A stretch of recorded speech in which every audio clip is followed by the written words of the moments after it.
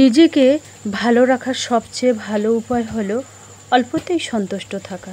আর অল্পতেই সন্তুষ্ট থাকা মানুষগুলো কিন্তু সবসময় অনেক ভালো থাকে। এই পৃথিবীতে ভালো থাকার জন্য যেমন স্বামী স্ত্রীর মধ্যে বোঝাপড়া থাকা দরকার, তার সাথে প্রচুর পরিমাণে ভালোবাসাও থাকা দরকার। ঠিক তেমনি অবশ্যই টাকা থাকা দরকার। টাকা থাকলে সবাই অনেক বেশি মূল্য দেবে, আপনার গুরুত্ব অনেক বেশি থাকবে সবার কাছে।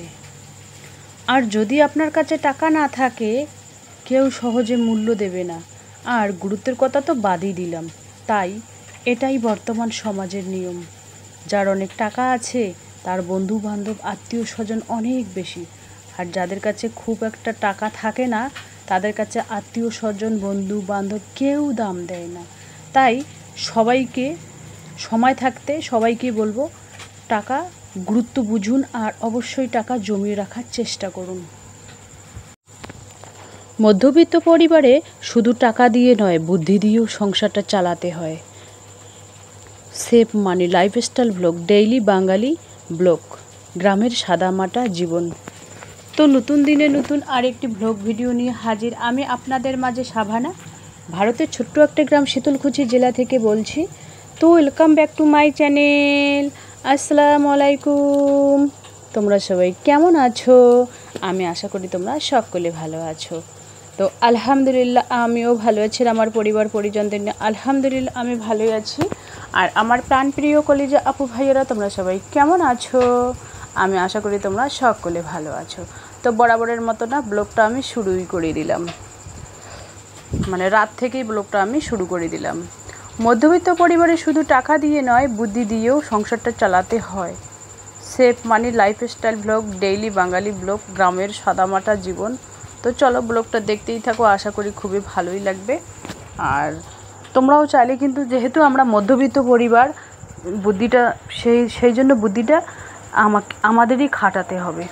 মানে বুদ্ধিটা খাটাতে পারলে কিন্তু সংসারটা খুব সুন্দরভাবে পরিচালনা করা যাবে। আর যদি বুদ্ধিটা খাটাতে না পারি, সংসার সুন্দরভাবে কাটানো তো দূরেরই কথা, মানিও আর সেভ হবে না। এটাই বাস্তবে যেটাই সেটাই কিন্তু আমি তোমাদের কাছে তুলে ধরি। আর আমি জানি না আমার ব্লগগুলো তোমাদের কীরকম লাগে, তো তোমরা চাইলে আমার ব্লগগুলো একটু ফলো করতে পারো, একটু হলেও দেখতে পারো, যদি ভালো লাগে তোমাদের আর কি। সেটাই আমার প্রত্যেক দিনকার মানে টুকিটাকি সংসারের কাজকর্ম বা ব্যবসার ক্ষেত্রে বা টাকা জমানোর টিপস তোমাদের যদি ভালো লাগে, তাহলে কোনো না কোনো অংশে যদি তোমাদের ভালো লাগে, তাহলে like comment and share and subscribe অবশ্যই করবেন। তো চলো, মানে সেলাই বলতে কি আমি কিন্তু প্রতিদিনই সেলাই করি না, কারণ যেদিন যেরকম টাইম, কোনো দিন সময় পাই না, সময়ের অভাব, কোনো দিন ব্যাগ ডেলিভারির জন্য গেলাম, কোনো দিন কোনো আত্মীয়র বাড়িতে গেলাম, কোনো দিন ব্যাংকে গেলাম। তো অনেক দিন অনেক রকমের, প্রত্যেকটা দিন একটা সমস্যার মধ্যে আমাকে থাকতে হয়। সেই জন্য মানে সমস্ত কিছু মানে দেখানো তোমাদের সম্ভব না। ওই জন্য যতটুকু, যেদিন সারাদিনে কোনো টাইম পাই না, সেদিন কিন্তু আমি ওই ব্যাগ বাঁধাবাঁধির কাজ হোক, সেলাইয়ের কাজ হোক, মানে একটা কাজ নিয়েই আর কি পড়ে থাকি। একটু টুকিটাকি রান্না দেখালাম, বাস এতটুকু। যেদিন সময় পাই সেদিন আমার লাইফস্টাইল ব্লগগুলো তোমাদের, যেমন রুম গোছানো ব্লগ, বাসা পরিষ্কার, ওইগুলো দেখাই যেদিন সময় পাই। আমি কিন্তু সময় পাই সোমবার, মঙ্গলবার আর হচ্ছে শনিবার। এই 3 দিনই কিন্তু আমার কাছে টাইম। আর 4 দিন আমি কিন্তু ব্যাগ ডেলিভারি বা ডিম ডেলিভারির জন্য যাই। তো দেখুন, আরেকটা কথা কি তোমাদের বলছি, বসে থাকলে বসে খেলে কিন্তু রাজার ভাণ্ডারও শেষ হবে। এখন যদি আমরা বসে না থেকে কিছু না কিছু ইনকাম করি বা ওখান থেকে কিছু সঞ্চয় করি, তাহলে কিন্তু জীবনে অনেক কিছু করা যায়। ছোট ছোট বুদ্ধি খাটিয়ে সংসারের হাল ধরতে হবে। যেহেতু আমরা মধ্যবিত্ত ঘরে, সেই জন্য বুদ্ধিটা আমাদেরই খাটাতে হবে, তাই না? তো তোমরাও চাইলে আমার মতোই আর কি বুদ্ধিগুলো খাটাতে পারো, কাজে লাগাতে পারো। মানে কিছুটা হলে কিন্তু 1-2 মিনিট তো দেখতেই হবে, কারণ 1-2 মিনিট বা 5 মিনিট তো কেউ দেখে না, কারো অত সময় নেই বর্তমান। তো এই যে দেখুন, তোমরাও চাইলে আমার মতোই অল্প জমা পুঁজি দিয়ে কিন্তু ব্যবসা করতে পারো। সেই ব্যবসার আইডিয়াটা আমি তোমাদের দিচ্ছি, যদি ফলো করো তাহলে কিন্তু তোমাদের অনেক উপকারে আসবে, যদি আমার ব্লগটা তোমরা ফলো করো। আর যদি ফলো না করো তাহলে কিন্তু মানে যদি 1 সেকেন্ড বা 2 সেকেন্ড দেখো তাহলে কিন্তু বোঝার মতো কোনো থাকবে না এখানে, তাই না? তো কারো না কারো ব্লগ দেখলে কিছুটা হলেও যদি একটু ফলো করো তাহলে কিছুটা হলেও শেখা যায়। আমরা যেহেতু ছোট ইউটিউবার, তো আমরা যতগুলো ছোট ইউটিউবার আছি সবাই সবার ভিডিও একটু ফলো করব, বাস এটাই। তো এইভাবে মিলঝুলে চললে কিন্তু আমরা সবাই এগিয়ে যেতে পারবো, এটাই স্বাভাবিক। আর বাস্তবে যেটাই আর কি সত্যি সেটা কথাই কিন্তু আমি ব্লগের মধ্যে তুলে ধরি। আমি জানি না তোমাদের আমার ব্লগগুলো কীরকম লাগে। আমি কিন্তু ভিডিও এডিট করতে করতে তোমাদের সাথে কথাগুলো শেয়ার করতেছি, কারণ এই যে ব্যবসার যে আইডিয়াগুলো এইগুলো পিস দেখতে পাচ্ছেন, এগুলো হচ্ছে নাইটির পিস, এখানে আছে চুড়িদারের পিস আছে। এইগুলো কিন্তু আমরা পাইকারি দামেও দেই, এইখান থেকে কিন্তু আমিও নিজে বানাই। কারণ দেখুন 1000-2000 টাকা দিয়ে জামা কাপড় যদি মানে কিনে রেখে দিতে হয় কোনো আত্মীয় স্বজনের বাড়ি বা বিয়ে বাড়ি যাওয়ার জন্য, কিন্তু স্টাইলিশ কাপড় চোপড়গুলো তুলে রাখতে হয়। আমার মতে কি বলে জানো, তুলে রাখবো কেন, সস্তা দামে 2-4টে কেটে আজ একটা পরবো, কাল একটা পরে এখানে যাব, তাহলে ভালোই লাগবে। আর 1000-2000 টাকা দিয়ে জামা কিনে তুলে রাখবো, কতদিনে কার বিয়ে হবে না হবে ততদিনে পরবো, তো সেটা আর আমার ধৈর্য কুলে না। সেই জন্য আমি এখন থেকে ওই নাইটির পিস বা চুড়িদারের পিস নিয়ে আমার বা লেগিংস বানানোই হোক আর কি বানানো হয় হোক, সেইগুলো আমি শেয়ার করব, মানে করে নেব, নিজের জন্য বানিয়ে নেব আর কি। তো এটাই আমি আর কি টার্গেট নিয়েছি। কারণ দেখুন আরেকটা কথা তোমাদের বলছি, ইনকাম করতে কিন্তু খুবই কষ্টই লাগে। তো সেই টাকাটা যদি আমরা অনায়াসে শেষ করি, অনায়াসে শেষ করি বা বুদ্ধি না খাটাই, তাহলে কিন্তু আমাদের আগামী দিনে পস্তাতে হবে। এখন আমাদের বয়স চলছে, জীবন আছে, জান আছে, এখন থেকে আমাদের টার্গেটটা রাখতে হবে, বুদ্ধিটা খাটাতে হবে।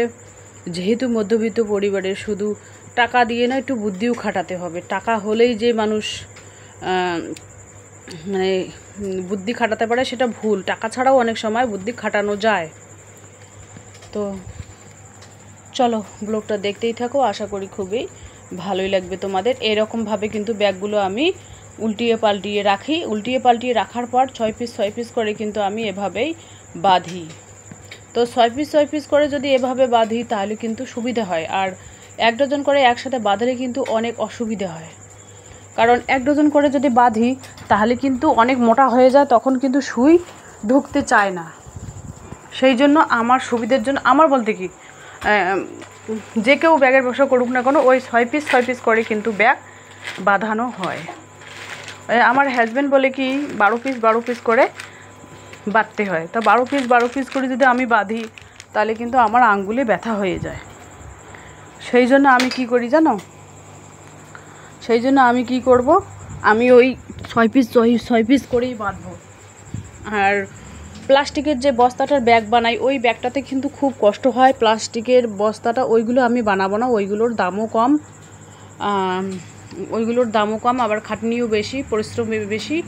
আবার কি যেন ওর যে ওই বস্তার যে ধুলোবালিগুলো, ওগুলো মেশিনের মধ্যে ঢোকে, মেশিনগুলো নষ্ট হয়ে যায়। সেই জন্য আমি এবার থেকে টার্গেট নিয়েছি ওই ব্যাগ বানাবো না। কারণ যেখানে বেশি ইনকাম সেখানে কিন্তু বেশি ক্ষতি, যেখানে বেশি লাভ সেখানে ক্ষতির সম্ভাবনা বেশিই হয়। সেই জন্য অল্প ইনকাম করব, তবু ঠিক আছে। এই যে 2200 টাকা একবারে গেল, আবার যাওয়া আসা, মেশিন ঠিক করা 2200, আবার যাওয়া আসা তো আছে, ওইগুলো ভাড়া যোগ করলে কিন্তু অনেক হয়ে যায়। সেই জন্য আবার এবার আর কি ওই বস্তার ব্যাগগুলো বানানো টোটাল বন্ধ করে দেব, আর এই ব্যাগগুলোই বানাবো। এই ব্যাগগুলোই আমার বর্তমান বানানো, টাইম হয় না। আর একটা কথা তোমাদের বলছি, আমার 12টা 12:30 তো বেজেই যায় রান্না করতে, কারণ ইন্ডাকশানে না খুব দেরি হয় রান্না করতে, 1.5-2 ঘন্টা লেগেই যায়। রাইস কুকারটা নষ্ট হয়ে গেছে, ভাত হতেও খুব 1.5-2 ঘন্টা লেগে যায়, মানে রান্না করতেই আমার জাস্ট চলেই যায় 1 দুপুর। আর 1 দুপুরে খাবো না, ঘুমাবো না, নামাজ পড়বো না, ব্যাগ ডেলিভারিতে যাব, আমার একেবারে অবস্থা টাইট হয়ে যায়, মানে সময়ই ঠিক কুলায় না আর কি। তো চলো আজকের ব্লগ এ পর্যন্তই। ততক্ষণ তোমরা সবাই সুস্থ থাকো, সাবধানে থাকো। টাটা, আল্লাহ হাফেজ। আর এই যে দেখুন, এভাবে আমি আজকে কিন্তু ব্যাগ বাঁধানোটা তোমাদের কাছে শেয়ার করব না, জাস্ট ব্যাগ উল্টানোটা তোমাদের কাছে শেয়ার করলাম। তো 10-এর ব্যাগ তো আলাদাই বাঁধতে হবে, তোমাদের জাস্ট দেখানোর জন্য আর কি। তো এভাবেই আর কি সংসারের কাজগুলো আমি পরিপাটিভাবে করে রাখি, সংসারের কাজ হোক আর ব্যাগ বাঁধাবাঁধির কাছে হোক। আর এই যে দেখুন আজকে খাবার আয়োজন কি হচ্ছে, মাছের ঝোল। আর আর এই যে দেখুন আলু দিয়ে মাছের ঝোল, আর কিছু করিনি। তো এই যে দেখুন এখন তো গুড ইভিনিং, এখন হচ্ছে রাতের বিকেলের ব্লগটা শেয়ার করতে পারিনি, সবাই মিলে আম খাবো। তো চলো টাটা।